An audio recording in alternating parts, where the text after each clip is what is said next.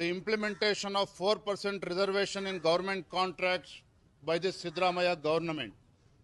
We strongly oppose this. Bharatiya Janata Party, we strongly condemn the Tughlaq Darbar attitude of the Congress government.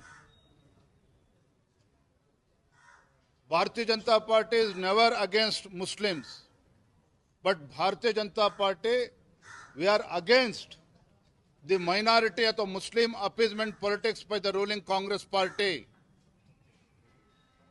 We are not against Muslims. Let me remind Chief Minister Siddaramaiah.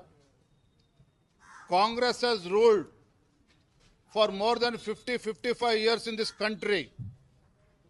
But it was Narendra Modi ji, the Prime Minister of this country, who abolished triple talaq.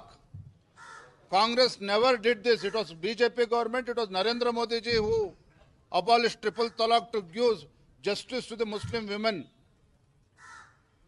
If Narendra Modi ji has given Mudra Yojana, if our Prime Minister Narendra Modi ji has given Ujjwala Yojana, all the programs of the central government, it is not limited to only Hindus.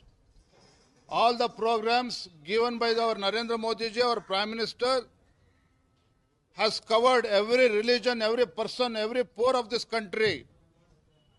When Yediyurappa ji gave Bhagya Lakshmi Yojana, even Muslim community, they got benefited.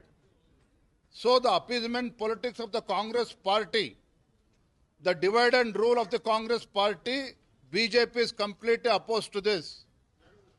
So we are going to fight out against this divide and rule policy of the Congress government.